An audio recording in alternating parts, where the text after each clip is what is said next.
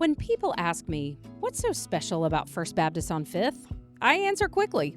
It's not our building, though lovely, or our worship, though meaningful, not our gatherings, though life-giving, or even our missions and ministries in the world, though impactful. The very best part of First on Fifth? Our people, hands down. In our confession of identity, we said this of our community. Here, you'll see retirees and families with rambunctious little ones, teenagers discovering their identities, middle-agers juggling all the demands of this season, young people navigating adulthood for the first time, and seniors rich in wisdom and encouragement. You can read our fiery op-eds in the paper, pass us moving about on the city streets, see us building ramps for the underserved, catch us finding beauty in our gardens and on hiking trails, and experience us taking delight in the world. At the core of our community, we are folks who love each other well. And at the core of our life together, we share in meaningful conversation about what it means to live and love in this world. That's what you'll hear and who you'll hear from in our new podcast series called Life Together. Each episode will be hosted by one of our ministers and will feature a conversation with one or two or even several of our beloved church members. They'll answer a handful of questions about their story, about objects or artifacts that represent their journey, about questions or doubts they wrestle with, and why they are a member, and finally, what gives them hope. As you listen to their wisdom and laughter, their audacious hope and abundant love, I trust you'll be as inspired and moved as I am on the regular. T.S. Eliot once asked, "What life have you if you have not life together?" Join us this season for Life Together. Hello, and welcome to the First Baptist on Fifth Life Together podcast series. My name is Mary Kaler. I am one of the associate pastors here at First on Fifth, and we are so glad that you are listening to our episode today. Today, we are so glad to have Olivia Blake, Cory Dragun, and Katie Wilson in conversation. Olivia is a Triad native who has recently returned to the area to begin her career in public health. She is beyond grateful to have found and planted roots in the First on Fifth community. Cory is from Clover, South Carolina, and a Gardner-Webb graduate. He is a middle and high school IT educator. And Katie is a first-year molecular cellular biosciences PhD student at the Wake Forest School of Medicine. She is from Conley Springs, North Carolina, and she and Cory are engaged.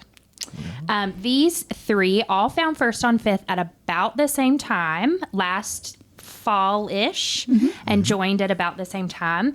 And they all live in Kernersville and have become really great friends. So we are so glad that you all are here today to speak on behalf of those young adults that we have in our congregation, and as newer members as well. So we have a handful of questions to help guide our conversation. So if you are ready, we will begin. Let's do it. All right. Let's get it going. Okay. And you all can answer however y'all want to do it. All right. So tell us your story. Who are your people? What are your places? What's your season of life look like? What has most powerfully shaped, for good or for ill, your understanding of God and self? I can go. Okay. So I grew up in Conley Springs. Both my parents raised me Southern Baptist. I'm an only child. And so my entire life I've known the church. I was dedicated to the same church that I attended till I was 18 when I was a baby. So anytime the doors were open, I was there. And it was really interesting because when I got older, I also went to Gardner-Webb, which is a Baptist school. I started kind of questioning some of the Southern Baptist doctrine and traditions, and kind of felt some dissonance there with my own personal faith journey. So at Gardner-Webb, Cory and I actually started exploring other churches, and we found a CBF church, which I had no idea what that was at the time, but so we started going to First Baptist Forest City. I think you know Anna Segus Beal. Yes. Yes, she was both of our professor. She's great. Shout out Anna. She's probably not watching. But yeah, so I guess what really shaped that, kind of, I guess, my parents, of course, who started raising me in church. And I guess just professors at Gardner Webb who were like, you don't have to only interpret the Bible one way. So, yeah. And my people, Cory and Olivia. Thank God. So I'm glad I'm included. Yes. Oh, and Mort Kitty, He will be watching. our son, a black domestic short hair cat. Yes. Biological son, actually. Yes. Olivia, you want to take this one? Yeah. I wasn't sure if you wanted to go, considering y'all have a similar. Oh, I know. I'm Story. ready to hear your story. Okay. I want to hear All it, right. please. Okay, so I guess first off, come from a split household when it comes to faith. It's right down the middle, but out of the 6 of us, the 3 that are believers and not tends to rotate throughout the years and based off of who people marry, which is kind of fun and interesting how that sways things. But the 2 consistent believers in our family is my father and myself, and grew up going to First Baptist Kernersville throughout my entire childhood, and was still a member throughout my college experience at Wake. However, most of the time I was going to either Ardmore or here because it was closer to Wake, and that made it easier for other Baptist Student Union members to engage with. And in my role as leadership with that, had to kind of be there, be a peer person and support, because it's never fun going to church solo. So that kind of is, I guess, the short answer. But the nitty gritty of it is I switched churches and was looking for something else. Because similar to yourself, I found my faith being challenged in not a good way by my old congregation. And it was coming to the point of it's either my faith or the congregation. And I felt like it was more important to have that individual relationship than keep the fellowship relationships that I had with my fellow congregants. And as for the people, a lot of the people that have shaped and continue to shape my life, obviously those original 6 of the family, and now spouses and nieces and nephews. But a lot of that is Wake Forest undergrad. Obviously, I left for a little while, but came right back and locked right back in step with many of them, and then have continued to grow that community with both of y'all and others at First on Fifth. So, yeah, that's kind of my story and who shaped it. Yes. That was lovely. I'm glad I got to hear your story. I'm glad. That's absolutely fantastic. So I'm Cory Dragun. My story really begins in New Jersey. I'm originally from New Jersey. Sadly, I'm a Yankee. Oh gosh, I know that I'm breaking everybody's heart. It's okay. I'm married to one too. Oh, it's hurtful. There's a reason I left the area. True. Great bagel, so please. Very true. It's true. No, so I started my journey obviously in the state of New Jersey. I lived there for the first 7 years of primary school. I got to about 7th grade. My family decided to move to South Carolina. We moved in originally with my Uncle Donnie. Great man. Really an awesome human. Really appreciated being able to live with him and his family. And then we moved more thoroughly into our own home in Clover, South Carolina. Absolutely love the town. My religious journey has been very up and down throughout my life. My father is not as much of a believer and has come more to faith now than much of my childhood. And really what that caused me to do is really question a lot of the Roman Catholic beliefs that I had. I really went through many seasons of my life of questioning, who am I as a Christian? Where do I fall into life and everything? And I finally got into high school and I started getting more involved in the church, and I really realized the communal aspect of church is really where the beauty of church comes into. And I really just appreciated the fact that the church that I went to very much was focused at the time on youth. And I just really appreciate that I was able to experience so many beautiful things throughout my high school experience. And I obviously had a wonderful collegiate experience.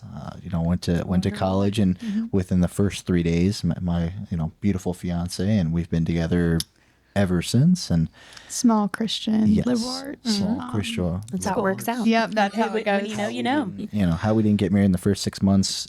We really broke the norms. We did. We broke the violated. mold. We broke the mold. Sure, we just cracked it. No, but I.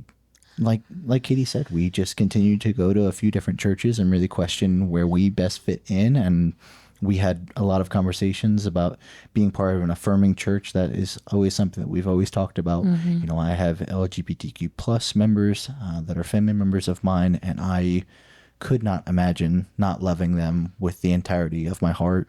And I think being part of a community such as we're in right now, I just love the fact that we're able to love and cherish everybody for who they are and not exclude anybody because of little minute parts of their life. And so obviously my people are these two lovely individuals next to me. And you, Mary Kayler, as well. Thank you. You're part of my people. Thanks. Coming to Sunday school, Yeah. getting to hang out with you is pretty darn cool. You're a pretty cool chickadee, I have to say. Thanks. I'll pay you later. Yeah, no. Thank you. So Brownie she's points. she's even cooler Except when you go 5s to and trivia 10s, nights. please. Trivia nights are fun. Yeah. Thank you for sharing your stories, because I think you three, and I think we've talked about this in our young adult group. I think we all I know I'm older than you all, but like we share a similar, I think our young adult group all shares a similar experience of questioning the faith that we were raised with, if we were raised with a faith, questioning that, kind of examining, why do I believe that? Is that what I believe? What do I believe? And really taking ownership over your faith life. So thank you for sharing those stories. So I definitely think we're all slowly still figuring it out every once in a while, but it's nice to actually have that community. And I know, heck, first time hanging out, our first friend day of lasagna at their apartment. Yeah. That's what we talked about and figuring out and how we're still trying to navigate where do we stand on certain things and how do we show that against, you know what I mean, when so many other churches aren't doing what we're doing here at First. Are you weird? Right. Do I like you? No, we were figuring that out. Yeah. Well, and honestly, like, nobody ever has it figured out. Yeah. I mean, it's a constant re-examining. Absolutely. And as soon as you think you have it figured out, something else pops up. Exactly. So. Okay. So as you think about your journey of life and faith, what artifacts kind of come to mind for you that represent that path, your journey, that type of thing? I think realistically for me, I equate a lot of times to this ring that I wear. My journey with faith and really questioning who I am and what I believe really began when I first got together with Katie. In terms of who am I as an adult, what are my opinions? Like, what do I think? How do I feel about all of these different types of people? And my faith journey really took a large leap when I started asking myself those questions. When I got Katie, the promise ring that I did within the first 2 months, that really freaked a lot of people out. Christian college core. Yeah, so I also wear the ring because it symbolizes to me those questions in life of where am I at, and it's a constant reminder that there are beautiful people in the world and that I'm with someone who helps me to figure out where those next steps are and helps me find what I really believe and who I truly am. I love that. So mine's kind of nerdy, but it's cute. So mine is a microscope. Okay. When I was 8, my mom had to take me into work one day. She is a medical technologist, so like a lab, like a clinical scientist, runs all the COVID tests and everything. So she was showing me how to use a microscope, and we swabbed my cheek cells and looked at it under the microscope. And she told me, she's like, Katie, there's like a whole world under here. And I'm like, what? So boom, a scientist was born. But like throughout my journey, faith and science has kind of become interwoven, right? Because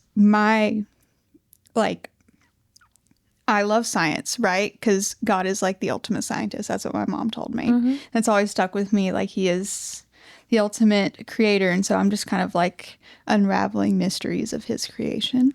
But doing so, since I'm in the biomedical science realm, doing so in a way that helps people, which is really important to me. So, yeah. And then like at Gardner Webb, we also had courses where like we just had like ethics discussion, like what as scientists, like what are we okay, what are we not okay with. And since it was at a Christian university, a lot of us came with the perspective of Christianity and like helping others and kind of that. So yeah, that's mine. I love it. I don't know if I have an exact object, but I think of a collection of objects. And it's a lot of old military and fire department memorabilia that is currently being stored in my room, which I secretly love. But that kind of ties back to the Blake side of my heritage with Dad and my grandfather, who's my namesake, both being heavily involved in both of their churches throughout their life and leading by that example. But that carried through with even my dad's military service, working in the chaplain's office. So he has multiple Bibles that are nice and have camo all over them. And it's just, I don't know, it's interesting. And tying that into interest of when I was young, wanting to possibly be in the military and stuff like that, of navigating, you know what I mean, how can we let such atrocities happen, such as war?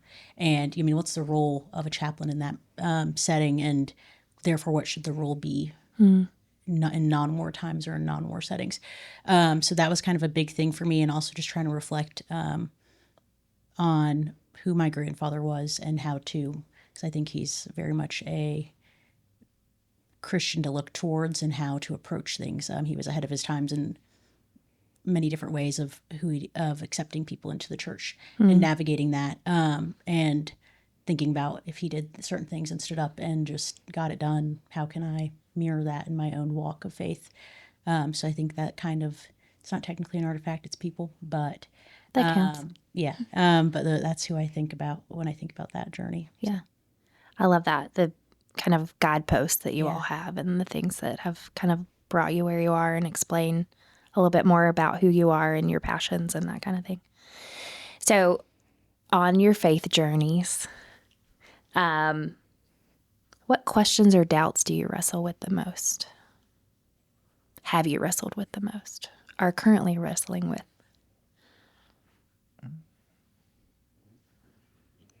I can go. So, growing up Southern Baptist, I did have a very clear-cut view of what heaven and hell are and who goes there. And also, they tend to also hold a very traditional view of the rapture, like Left Behind series type thing. And I actually took a class with Dr. Schaff, shout out Gardner Webb, religious faculty. And he was like, okay, let's like kind of deconstruct this a little bit. Like, what was Revelation written? Like, who was Revelation written for? And so that's something that remains a very big gray area for me. Like, I know I don't take it as literally as I did, but it's just kind of sitting with that unknown, which is kind of cool that I can say that. And like, we have the option to take it that way. But yeah, I don't know about y'all, but the Left Behind series as a kid, Made an impact? oh yeah, scary. I've not heard of that. Oh Which yeah. maybe You missed out on it? I did, maybe for the best, it sounds like. But I did say I kind of resonate with that for sure, of the realizing it's okay to have the questions and let them just remain questions rather than figuring it out. I was lucky enough to have a lot of different religious backgrounds in my upbringing, obviously the most immediate being atheist and Baptist, but just beyond that, we had Catholic and Jewish tradition woven into the family as well. And so balancing all the different holidays and different perspectives within faith for those that are believers, let alone not believing, was always an open door. And interpretation was always promoted. So that was nice in the household. But I think I struggled with religion as an institution, and still navigate these questions, discuss them a ton with fellow Baptist Student Union members and my chaplain, Chris Tolles, in college a lot, and still don't have the answer. Should have made it a question for our Sunday school, but I don't know if there is an answer of realizing just how much my previous congregation holds so strongly to their perspective and their interpretation of the Bible compared to how strongly I witness members here holding to their interpretation, and grappling with being so indoctrinated in the first that it feels wrong. And I question, like, how can both have such a strong basis and foundation and belief, and how do I get there, and to make it the latter rather than the first, and to deconstruct that, because I think that's something I still struggle with, but I think it's more of a with time that'll come as I get familiar with, like, no, this is how it can always be. Yeah. This isn't just for the college years. So yeah. Mine is funny enough. Actually, I'm usually the one that's yapping for the longest. I'm usually the one that talks for the longest. Can confirm. That's crazy.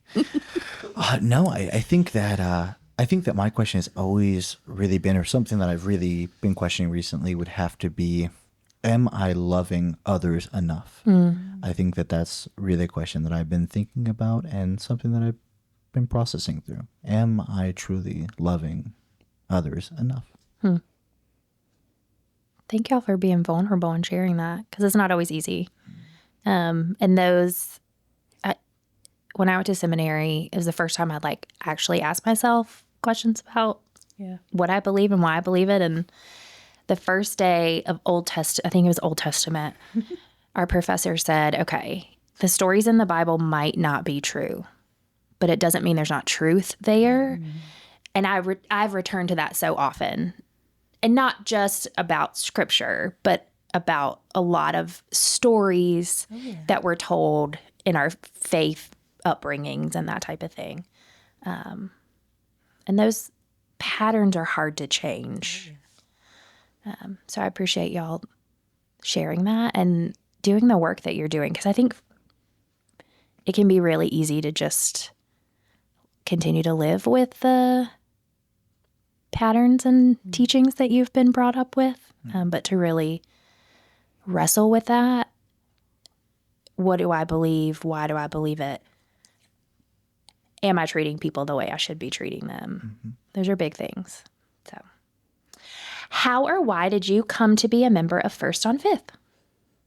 I mean, I've alluded to this in my previous answers, but basically after returning back from New York, and having a year of reading the Bible from cover to cover for the first time, not just snippets, truly reading it in the order it's presented, I realized a lot of what I had believed, or what I'd been pointed to, or interpretations I'd heard, maybe half-truths, like you said, and also people take it their own way, and that's okay. It's just not how I was reading it when I finally was able to read it for myself. So then coming back home to my old church and recognizing those patterns, and also this idea that in their mind, separation of church and state is a lot grayer than I believe it should be. I think there should be a clear line. That was just bugging me, and also the lack of welcomingness I witnessed. I finally just got to the point of comments were said by head pastors that I was like, you don't know it, but you're actively condemning me. And I couldn't sit there anymore. And so finally left, very much supported by my dad in that. He even offered to leave with me. But considering he's trying to find them a new pastor, I figured that's more important, get that job done first.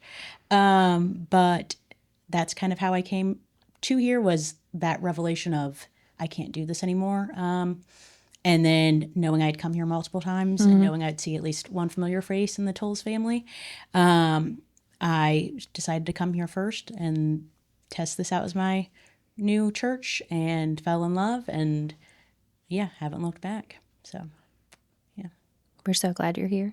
I'm happy to be here. Yeah, I think Kitty and I, we obviously came here together. We moved. Did. We Yes. did. Scandalous. I know. Yeah, we moved to Kernersville this past August, and so as we got here, Katie and I obviously said, "Hey, we can both agree as we transition to this new stage of life, moving in together. What are these different things going to look like?" We talked about churches, and we talked about the fact that we wanted to go to an affirming church. She had a wonderful mentor, Dr. Meredith Rowe at Gardner Webb, who was a biology professor. And so her sister, I believe, I don't know her exact Patricia job. Green. Patricia Green. Yeah, Now, what and her she's job? a chaplain, I think she works at I hospice now. believe. Yeah. Okay, she's a chaplain. Yay! So she ended up having a lunch or a dinner with Katie and recommended First on Fifth, and we came in. We were like, all right, we're just gonna test it out. This is the first church. Like, we're gonna kind of see how this is going. And as soon as we got here, I think both of us just got that immediate feeling of like, whoa, something is truly different here. We just felt the communal aspect, and we have loved it. Every moment we grab that little connection card, which I would implore you guys, if you haven't gotten a connection card, please get one. Please do, so we'll have your information. Yes, Mary yes. can hunt you down. That's right. Everyone here has been absolutely fantastic, and we love you guys. And so we signed that connection card. We got some more information, and then we had a declaration of switching churches, and we yet again haven't looked back. It's been absolutely fantastic. Yeah. We're so glad to have all of you. I feel like we had this like wave of young adults come. Oh, yeah. And this is not a question that's on the sheet that you were prepared great. for. But I'm wondering, I'm just thinking about so many post-college young adults there's no value in church for them. They find community and belonging in other places. What is it about a church community that's so important for you all to be a part of? I think there's a deeper connection that you can't get in other settings, or at least it's harder to do so quickly. You mean you can get to that point with a deep friend after multiple conversations, but you're already kind of tapped into that mindset walking into a church space. And I think many of us don't realize we're seeking it because many don't go to church during their college years. It's not a priority. Classes are. And so then coming back and or moving to a new place for the first time for a job, you don't have that built-in connection to know, oh, where do I go back to? And or like my old church, no one else came back. And so there isn't that community. You're sitting in a room by yourself, and there's no engagement or fellowship. And like you said, towards the beginning of our conversation today, community is such a vital part. Being in a think tank by yourself doesn't really move the needle at all. It's engaging with others and spreading that word. So Yeah. What about for y'all? For me, I think the appeal is kind of like intergenerational relationships. Because I grew up in a congregation where we did have people of many ages, but a lot of them were older and held very like traditional values that didn't leave a lot of wiggle room for, I guess, acceptance and kind of open-mindedness. So like for me, it's been super refreshing to see older couples here who are just welcoming and open-minded and kind of hold similar values to me, a Gen Zer. But yeah, I think that's really been good. I think a really big piece, like we've been talking about, I think all of us have religious trauma at some point. And sadly, it doesn't end with adulthood. It doesn't end after college. And I think being willing to extend that olive branch to a beautiful community like we're in now, I think is that step that so many people are missing and so many people miss in their life is just that communal aspect. Like we talked about, community is such a big thing.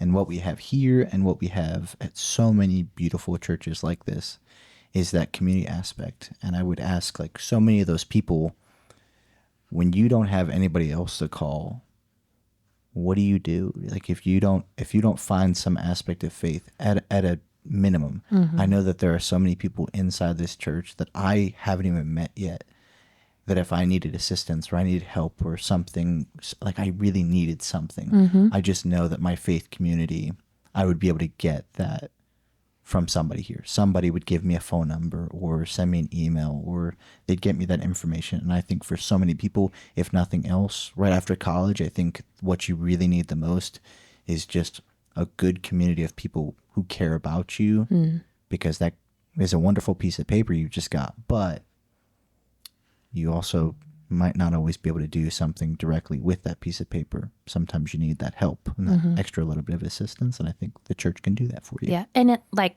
you two have moved to a new area.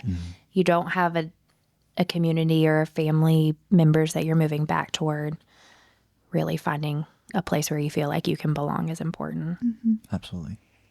When you think about First on Fifth, and I know you all have been members not quite a year yet, is there like a story that you think about? Have you had like your quintessential First on Fifth experience that if somebody asked you about your church, you'd say, oh my gosh, this is what you need to know, or this is what happened there, or something like that? I think, funny enough, actually, that I have had multiple weekends. The first few weekends that we came here, I obviously, like I talked about, I am not of Baptist. The religious aspects of being a Baptist were something not your tradition. Different. Katie very much is more used to that. So the first few weekends of having random people who I have never met in my entire life come up and go, oh my gosh, baby, I love you so much. You're so beautiful. Oh my gosh, we're just so glad that you're here. It scared me. Is it multiple people or is it just Nathan? No. I don't know that anybody talks like that here. No, they do. I promise. Don't let them lie to you. It's okay. No. But it, I think that's really those same stories and those same people I have relationships with today, and they still come up and greet me. And honestly, I may forget their names, but you know what? I will never forget their face, and I can tell you almost every single time what that person is going to say to me or the energy that they're going to bring towards me. And so I think that's my stories mostly come from meeting people for the first time, but never having met them before. Yeah. Passing the peace. Like you can tell people are genuinely happy to see us. Yes. Oh, yeah. We have a passing of the peace. That's how It's we. weird That's just how to we. shake each other's hand. We're too close at this point that we just. That's a good way to do it. Yep, Yeah. that's great. Yeah. Wow, First on Fifth stories. I think Olivia kind of alluded to it, but after meeting her and having the young adult trivia night at the brewery, I was like, oh, I'm trying to make like Cory and I are trying to make friends. We just moved to Kernersville. And so we knew Olivia was from Kernersville, so we asked her over for lasagna dinner. And that was just a really big moment for us. Me especially, it's been nice to have her I struggle with anxiety. And so it was really hard beginning grad school. She has EMT experience. Your own personal 911. Yeah. And she was able to help me through a couple panic attacks that were really hard, which was just like a God moment for me. So happy to do it, and you can't get me emotional. I gotta lock in. But yeah, I mean, I don't know. It's what you do. And it's also when I have the experience, why would I not do it for a friend? You know what I mean? So, I guess for me, my stories shockingly do not involve the two of you. I think that's because we've now just become so much friends outside of the church. It's not just a church friend. You're just friends. But first one was, it's my second or third Sunday coming. And I was sitting up in the balcony all the Sundays as I was testing out because I didn't want to get bombarded by welcomes. Apparently people thought I was Mary, which was great. Not me. No, not Another you. Mary. Another Mary. So that was fun that they then assumed I'd already been coming and didn't want to bug me. Yeah. And so I did not know that. And I was just like, okay, I thought there'd be like some level of Baptist greeting. Someone trying to engage, and no one had. But also didn't help that I'd visited enough times probably. And I had been a year, but I was like, oh. And so I literally was sitting in the pew being like, I'm not making connections with anybody. Like, show me a sign that this is supposed to be my church, or like if I'm supposed to move on. And I see William Phelps Townsend running up the aisle to hang out with a buddy of his at the church. And I said, oh my goodness, is that the little kid I used to babysit, whose mom was my scholar director, and I followed that little blonde head back to another row of blonde heads, realized the entire family's there, came running down, said hi. She was like, "Are you sitting upstairs by yourself?" "Absolutely not. Come sit beside me," and sat with them my first Sunday. And I was like, "All right, heard, got the message." And then from there, kind of started meeting actual young adults, came to Sunday school, and found my new row of blondes to sit with. But another fun story I really just enjoy is someone I didn't know, and it's good old Judy. And it was getting people to remember Mary versus Olivia.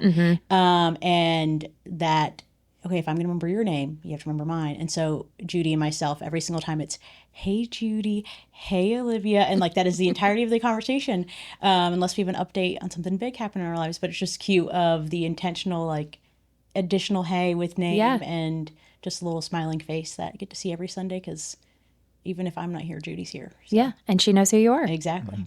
They are twins, by the way. Who are twins? Olivia and Mary. They are not. If you didn't know. No, I'm just kidding. I know. They you're don't my look favorite. alike. It always is like, no, They Olivia don't and look- Mary they are don't very look that different. much alike. I know. I just don't the wear a robe, glasses. but it is the glasses and the brown hair And the but hair, you that's just gotta it. remember, if it's The already youngest. time for service, It's not Mary. it's not Mary, because she's in her robe and ready to sing her little That's heart true. out. They do have a built-in Halloween costume, though. I will Yes. say. Twins? We can go as twins here. There you go. Yes. What is giving you hope right now? I think a big thing that gives me hope is Katie and I's wedding. That is a big piece of hope for me. We're obviously moving closer and closer to the wedding day, and Katie has been doing an absolutely fantastic job. I'm just kind of a lump in a log, and I'm just kind of riding the wave. I'm just kind of floating along here. As long as she He's says I doing do at the well. end of the day, you're happy. Yeah. I mean, she's gonna point to a spot. I'm gonna have my suit on, and boom, we're gonna do that. He's doing well. He is doing his task that I give him. But no, I think a big thing that's giving me hope is just moving towards that wedding day Yeah. and knowing that we're getting closer to 4 months, Yeah, right? we're about. we're getting September, closer and yeah. closer, and that gives me hope that the best things in my life have yet to come, and I'm really looking forward to all the beautiful memories That's that right. I'm able to make in the future. Right now, what's giving me hope is community, my First on Fifth community, and also my community around me at work. So currently in our climate, I am supported by the NIH. So I'm also a first year student. And so we are kind of uniquely impacted with this whole indirect cost Yeah. ordeal. And so that's been kind of scary because I get to grad school and now it's like, oh, funding crisis, try to find a lab. But I will say we're getting through it. Yeah. Both me professionally and me as a community member of First on Fifth, I just feel really supported and there's hope out there. Yeah. Hope. I guess once again, community comes down to it. But just before we walked in here, talked about how someone else from my undergraduate scholarship experience was in the pews this past Sunday, and hadn't had a chance to see him in the past 2 years. So getting to catch up, say hi, very influential person in my adult life, and having that connection back, and the excitement that possibly getting to see them. I mean, on future Sundays as well. Shout out Michael Lamb. But between him and Anne, they were like a second set of parents on campus. And so having those people just magically reappear in your life when you're not expecting it is pretty awesome. And then having new people, obviously these two on the couch for sure. Deepest connection since coming back besides college friends, and probably even deeper than some of those. But continuing to grow that community gives me hope, because can't just rely on, the same couple people over and over, that expanding that to hanging out with Allie and Caleb and Nathan, and just enjoying that extra time with people and getting to know them more deeply and truly building friendships rather than just like, oh yeah, I know them from church. Yeah. It's like, no, that's actually a friend. And getting to build those deeper bonds gives me hope that this is where I'm supposed to be. Yeah. And grateful for my decision to return back. I think many in our congregation would say that you all being the representatives here, but our young adult ministry gives them a lot of hope that we have, I mean, a good group, an engaged group, and a faithful group of young adults that you don't often find in churches. So I appreciate you all as the representatives. Of course. If anyone wants to join our Cool Kids row, That's they're right. welcome to it. I know. Y'all are just taking up. Slowly- You're slowly going to take expanding. up the whole. So I've been asking all the questions and wonder if you have any questions for me. You don't have to. I didn't prepare you for that. I feel like I have to. So I know that you're relatively new to the position as well. Yes. And so I just wanted to ask you, what have we, you're talking about how we're representatives of, the young adults. What have you found that's been helpful with coming and having these conversations with us? I'm just curious also Yeah. with being a new mother. Whoop, whoop, let's go. Shout out Sylvie. Yeah, for real. It's crazy. How have we fit into your life? I'm curious.